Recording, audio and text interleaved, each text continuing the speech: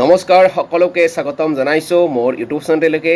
এইটো ভিডিঅ'ৰ জৰিয়তে এটা গুৰুত্বপূৰ্ণ বিষয় আলোচনা কৰিব বিচাৰিছোঁ। বহুত বেছি ইম্পৰ্টেণ্ট হয়। আজি মুখ্যমন্ত্ৰী ডাঙৰীয়াই নিযুক্তি প্ৰক্ৰিয়াক লৈ এটা বৃহৎ ঘোষণা কৰিছে, যিটো নেকি বহুত বেছি ইম্পৰ্টেণ্ট হয়। আগন্তুক যি নিযুক্তি প্ৰক্ৰিয়াবোৰ হ'বলৈ গৈ আছে সেইবিলাকৰ ফাইনেল ৰিজাল্ট কেতিয়া আহিব সেই বিষয়ে এইটো ভিডিঅ'ৰ জৰিয়তে আপোনালোকক জনাব বিচাৰিছোঁ। ইতিমধ্যে মুখ্যমন্ত্ৰী ডাঙৰীয়াই সেই কথাখিনি ঘোষণা কৰিছে সাংবাদিকৰ প্ৰশ্নৰ উত্তৰত, আৰু সেইখিনি কথাই আপোনালোকৰ সৈতে আলোচনা কৰিব বিচাৰিছোঁ। খুব গুৰুত্বপূৰ্ণ হয়, যিহেতু নিযুক্তি প্ৰক্ৰিয়া 10 অক্টোবৰত চৰকাৰে দিব বুলি কৈ আছে। গতিকে নিযুক্তি প্ৰক্ৰিয়াৰ ফাইনেল লিষ্ট কেতিয়া ওলাব সেইটো বিষয়ে আজি মুখ্যমন্ত্ৰী ডাঙৰীয়াই বহুত বেছিয়ে এটা বৃহৎ ঘোষণা কৰিছে।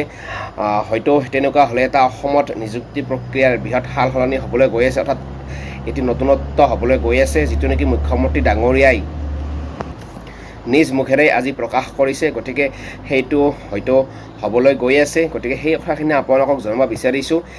বিটিআৰত যেনেকৈ কিছুমান নিযুক্তি দিয়া হয় সেই আধাৰতে হ'ব নেকি অসমতো, আৰু সেইটো বাৰ্তাই মুখ্যমন্ত্ৰী ডাঙৰীয়াও আজি এখন জনসভাত যেতিয়া উপস্থিত হৈছে তাৰপিছত সাংবাদিকৰ প্ৰশ্নৰ উত্তৰ সেই কথাখিনি উল্লেখ কৰিছে। গতিকে ৫,৫৫০টা পদৰ ফাইনেল মেৰিট লিষ্ট কেতিয়া ওলাব, অৰ্থাৎ ফাইনেল চিলেকশ্যন লিষ্ট কেতিয়া ওলাব, বা আদাৰ যিবিলাক ডিপাৰ্টমেণ্টৰ নিযুক্তি হ'ব, চৰকাৰে যিবিলাক নিযুক্তি দিব সেইবিলাকৰ ফাইনেল, অৰ্থাৎ ক'বলৈ গ'লে ADR-ৰ ফাইনেল ৰিজাল্ট কেতিয়া ওলাব। হয়তো অসমত এটা নিযুক্তিৰ ক্ষেত্ৰত এটা ইতিহাস হ'বলৈ গৈ আছে। হয়তো তেনেকুৱা ধৰণৰ হ'ব পাৰে যে নিযুক্তি প্ৰক্ৰিয়াৰ ফাইনেল যিখন লিষ্ট সেই লিষ্টখন কেতিয়া ওলাব। যেনেকৈ ৫,৫৫০টা পদে হওক বা শিক্ষাৰ নিযুক্তিৰে হওক আগতীয়াকৈ যেনেকৈ প্ৰফেচনেল মেৰিট লিষ্ট ওলায়, কিন্তু এইবাৰ সেই প্ৰক্ৰিয়াটো চেঞ্জ হ'ব নেকি, এইটো কিন্তু এতিয়া বহুত ডাঙৰ প্ৰশ্নবোধক চিন হিচাপে বিবেচিত হৈছে। গতিকে নিযুক্তিৰ ইতিহাসত অসমত এটা নতুন নিয়ম প্ৰৱৰ্তন হ'বলৈ হয়তো গৈ আছে, যিটো নেকি আজি মুখ্যমন্ত্ৰী ডাঙৰীয়াই নিজ মুখেৰে প্ৰকাশ কৰিছে। আৰু সেই কথাখিনি হ'ল যে ৫,৫৫০টা পদৰ কাৰণে যিহেতু প্ৰভিজনেল মেৰিট লিষ্টৰ কাৰণে অপেক্ষা কৰি থকা হৈছে, কিন্তু যদিও বা শিক্ষক নিযুক্তিৰ কথা কোৱা নাই, কিন্তু ADR-ৰ নিযুক্তিৰ ক্ষেত্ৰত মুখ্যমন্ত্ৰী ডাঙৰীয়াই এটা বৃহৎ নিযুক্তিৰ কথা মানে কি সাল সলনিৰ কথা কৈছে। হয়তো তেনেকুৱা ধৰণৰ শিক্ষক নিযুক্তিটো হোৱা এটা কিন্তু নুই কৰিব নোৱাৰি, আৰু হ'বলৈ গৈও আছে। হয়তো তেনেকুৱা হ'লে নিযুক্তিৰ সৰ্বকালৰ ইতিহাসত এটা বৃহৎ পৰিৱৰ্তন হ'বলৈ গৈ আছে। আজি ADR-ৰ কথা সোধোতে যে ADR-ৰ ফাইনেল চিলেকশ্যন লিষ্ট কেতিয়া, অৰ্থাৎ ADR-ৰ ৰিজাল্ট কেতিয়া দিব বুলি যেতিয়া প্ৰশ্ন কৰিছিল তেতিয়া কৈছিল যে যিহেতু 10 অক্টোবৰত নিযুক্তি দিব, গতিকে 9 অক্টোবৰত ফাইনেল চিলেকশ্যন লিষ্ট ওলাব আৰু 10 অক্টোবৰত নিযুক্তি দিব বুলি তেনেকুৱা ধৰণৰ এটা মন্তব্য আমি দেখিবলৈ মুখ্যমন্ত্ৰী ডাঙৰীয়াৰ পৰা পাইছোঁ। আৰু সেইটো যদি সত্য হয় তেতিয়াহ'লে কিন্তু শিক্ষক নিযুক্তিৰো তেনেকুৱা ধৰণৰ এটা বৃহৎ সাল সলনি হ'বলৈ গৈ আছে। গতিকে এইটো যদিহে হয় তেতিয়াহ'লে নিযুক্তিৰ ক্ষেত্ৰত এটা বৃহৎ সাল সলনি বুলিয়ে ক'ব লাগিব। নিযুক্তিৰ ইতিহাসত মুখ্যমন্ত্ৰী ডাঙৰীয়াই আজি যিটো কথা ঘোষণা কৰিলে যে এদিন আগত চিলেকশ্যন লিষ্ট ওলাব, ফাইনেল চিলেকশ্যন লিষ্ট, আৰু যদি তেনেকুৱা হয় যে শিক্ষক নিযুক্তিৰ প্ৰভিজনেল মেৰিট লিষ্ট নোলাব নেকি, সেইটো কিন্তু এতিয়া বহুত ডাঙৰ প্ৰশ্ন উদয় হৈ আছে।